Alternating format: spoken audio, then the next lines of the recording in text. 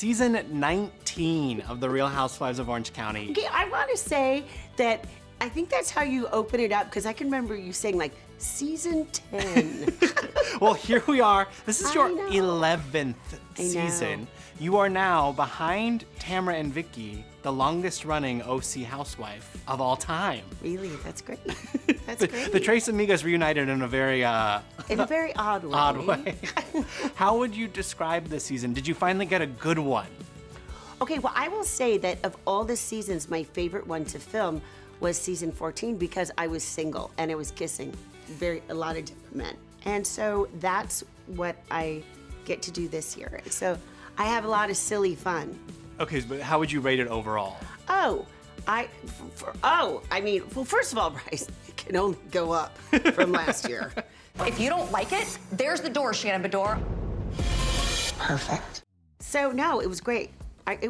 For the first time in a few years, I started the season being friendly with pretty much everyone. Yeah. And that's rare. I think there's a story for everything, and I think you have absolutely no credibility. Okay. So last season ended with a lot of the women questioning if they could trust Katie. We come into this season with you being one of the only people kind of willing to give her a shot off the rip. Okay, why that face? Well, no, it's, I don't like it when a bunch of people go at one person because I've been in that situation. So at the reunion, when everyone had done their, investigating, I felt like it was a bit of a blind side. So Yeah. I did stand up for her in that capacity. But we did not start the season very close. Okay. Did you end it close? TBD, Bryce. But let me tell you, if you're questioning Katie right now, just keep tuning in. Lots of questions that become bigger and bigger and bigger. Let's dig into this a little bit. Okay. So a lot of the issue at the start of the season is grounded in her friendship or lack thereof with Emily, and kind of this back and forth with podcasters, bloggers. We all talk shit about each other. Right, we all do those that's things. That's fine, but we don't all talk to all of these bloggers. There's a difference. Because of your ex-nanny who came to me? Yes. I should have ignored her, but I was pissed. That's not an excuse, Katie. Did you giving Katie a chance complicate your friendship with Emily at all? Well, she wasn't happy with me, but at the same time, I wanted to be the person, and I did say to Katie, why is your child doing a podcast? And Katie needed to understand that giving a nanny a podcast contact info, that's putting the information out there. Right. So it was important for me to, Emily takes on that role of peacekeeper or, bringing people together all the time. I wanted to try and have Katie understand. What do you make of, turn this into a global thing, of just cast members reaching out to bloggers, podcasters to kind of essentially do their dirty work for them? When I started, there were a few bloggers that would message me in some capacity, and they're not your friends. Bloggers' jobs are to create clickbaits and sensationalized stories. So they'll act as though they're your friend, but they're not. So I barely know how to use social media, so I'm really not the person to ask. But I don't communicate with the bloggers. I don't even know who they are. We do see a heated moment between you and Katie in the trailer where you say she's done something illegal. What did she do? I may use the word criminal a few times, Bryce. Criminal. Yeah, well, and then I took that back. Katie's like a silent assassin. What you did is illegal. Okay, Shannon, because it's all my fault. We're done. She left her grilled cheese. I know you can't give away exactly what she did, but what kind you of know line what? did she cross? I'd like to address in the trailer that when I walked away, she said she left her grilled cheese. Okay. Yeah, I did have grilled cheese, and I went back and got another one. You said, this is my plate. Yeah, you can have my plate. You know what? A boundary was crossed that literally blindsided me. And what happened, there's no good explanation. Katie is known for her, answers and explaining away everything. There's no positive way to explain away what happened between she and I. And So it is something to do directly with you. directly with me, yes. And, you know, it still shocks me. And it shocks me that somehow she can sit down when I have a plate of grilled cheese and think that we're gonna make it all better. Fans are aware that she missed out on at least the final group trip. Do you see a place for her in this group moving forward? No. Nope, I didn't even have to finish the question. no. But I don't even know if I can say this, but apparently rumor around town is that she is saying that they're already starting casting for season 20 around her. So good luck with that show. That is not the timeline I'm aware of how these No, shows you know work. what? I don't. But the thing is, though, Bryce, and you know this. Like I'm not. I have no control over who's on the show or isn't. Things ended up in an acrimonious place with pretty much all of us and Katie. So I don't know how you do it. But by the way, I've been in an acrimonious place with a lot of people, and I've been back. So I don't know what's going to happen. But, okay, so safe to say you do not trust Katie. No, I do not trust Katie Ginella. We also hear in the trailer, There's a snake in this group. I know that is my voice. And I was trying to figure out what I was talking about. okay, do you not remember who you were thinking of? No, I mean, I'm assuming that I was talking about Katie. Coming into the season, who did you feel closest to? Because the dynamics have shifted for you year after year in this group. Well, I felt closest to Emily and Gina from last year and Jen Pedranti. So, and we actually did some things off camera. So, you know, I enjoyed them, and I felt close to everyone. I mean, I even had a hug with Tamra, and, you know, that doesn't mean, poof, everything is gone. I intended to have a conversation, but she has a lot going on with her, especially with Teddy being sick, so I tabled that. But one thing that was important to me last season, all the castmates would come up to me and say, we understand why you're upset with Alexis and Tamra, but the tension that's caused when all of you are together is really difficult for us. So it was very important for me this season to not have that tension with Tamra. And you'll see us laugh together a few times. Once again, that doesn't mean that the friendship is, you know, rebonded. So how would you describe your relationship with her now? Is she your friend? She's my work friend. Okay. We get together sometimes in a group. But I mean, I don't talk to her. Okay. You know, there have been things that have happened. I was on Watch What Happens Live, and they go, who has small, I hate to say the word dick energy, of all the men? And all the men have been nice to me except Eddie, so it's a no-brainer. I said, Eddie, Watch What Happens Live, sets me up. She posts a bunch of eggplant emojis, apparently saying, at least I get dick. And then, of course, true to Tamra, she deletes it a few hours later. It's like, okay. Well, on that note, she made a big announcement in the middle of filming that she was quitting the Yes. season. Yes. When she did that, did you believe her? No. No. And then how soon after that did you realize it was a false? The week later when she showed up at filming. How did that shift the dynamics of the group, knowing that somebody was kind of 1 foot in, 1 foot out? I think it affected everyone differently, but you know, Tamra's Tamra. I didn't like it. You know, we all would have liked to maybe have left a day early or taken a little break.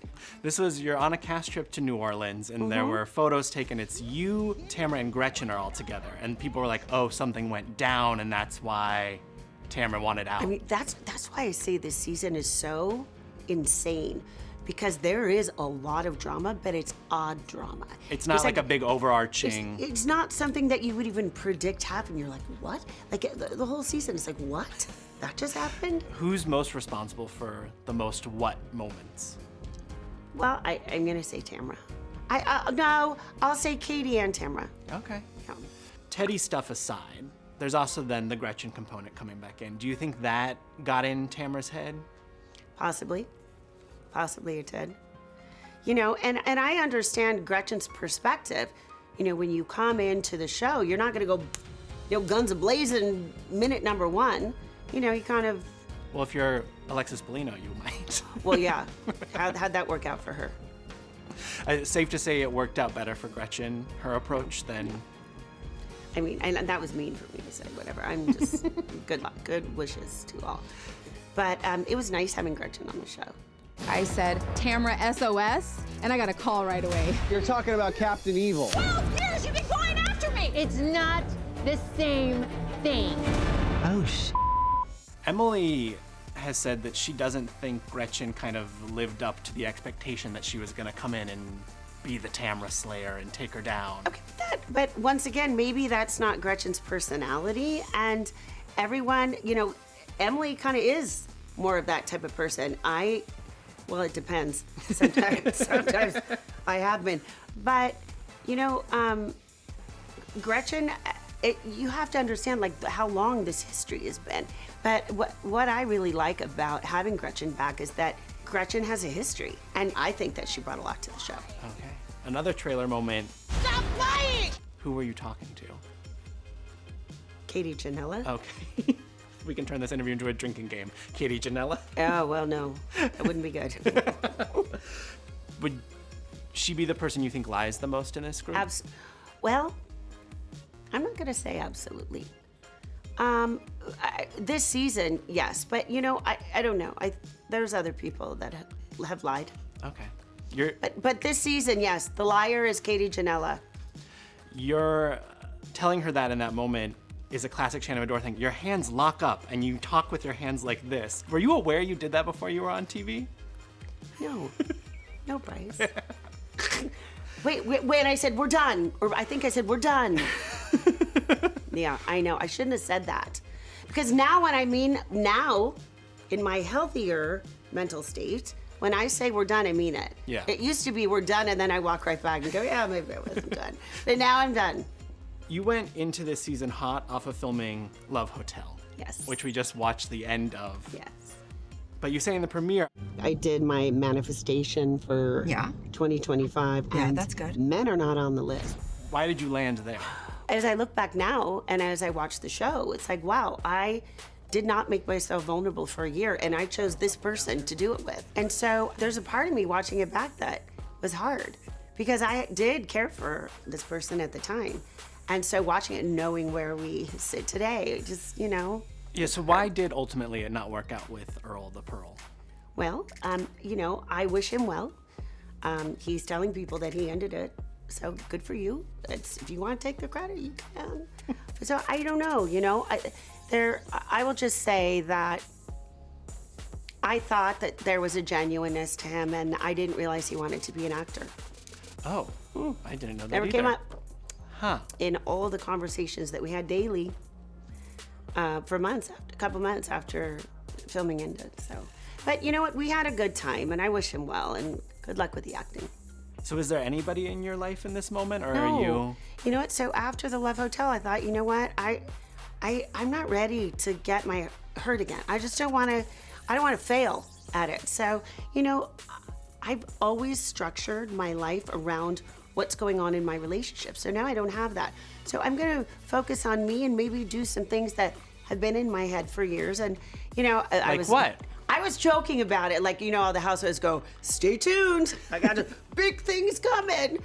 I'm not saying that. There are things that I want to explore, and that's what I'm doing right now. Okay. Would you bring back your business and those sort of No, things? I shot Real for Real down because as much as it was my passion, I wasn't able to be there every single day.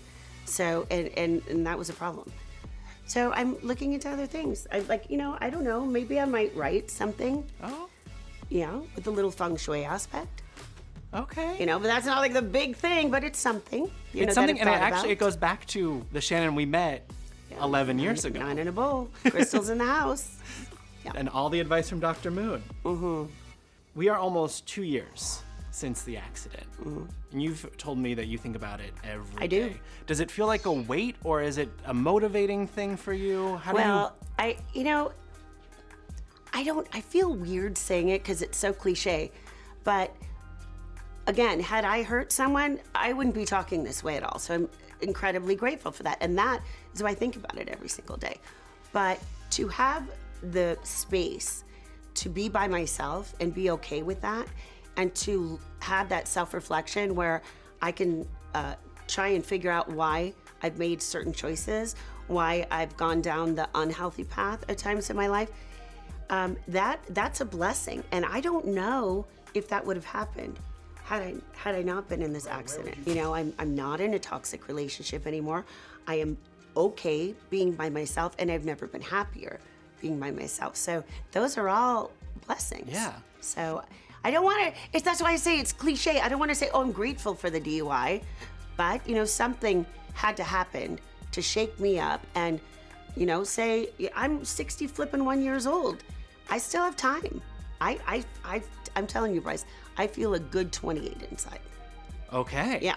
It did open you up to a whole new level of scrutiny, though. Even just this week, there was something blown out of proportion in my perspective of you were pulled over for I had just finished an interview confessional for Real Housewives, and I was at a stoplight, and I have a new puppy, and my phone buzzed. And I'm at a red light, and I looked to see if it was something about the dog, and it was like a political text.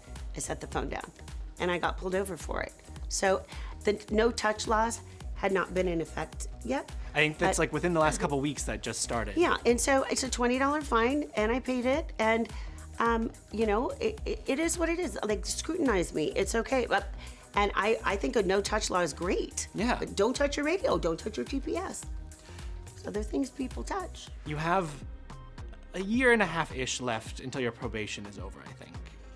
When that day comes, how will that feel for you, do you think? This is so crazy. I didn't even think about the Oh. probation thing when I was pulled over, because I was so upset. Like, I didn't do anything wrong. Right. You know? But, so I didn't think about that. You know, I suppose it'll be a wait, but it's never going to go away. Yeah. It's never going to go away. And people are always going to know me for that. But again, as I sat here last year with you, I didn't think that I'd be able to crawl out of it. And somehow I did. And I'm grateful that my children could see that, because I felt so horrible as a 59-year-old mother disappointing my girls like that. So for me to be able to have them see that, you know, let me be known for that then. Let me be known for a person that's still trying to better themselves from a really horrible mistake. This season on the Real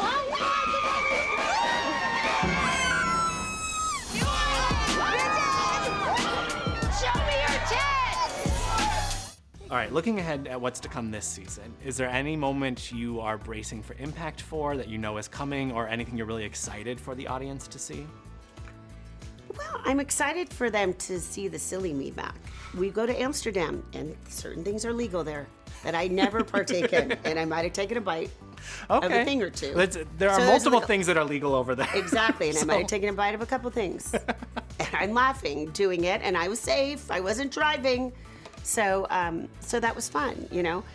Bracing myself, yeah, you know, there's a few scenes, especially with Tamra, that I'm not looking forward to revisiting. Yeah.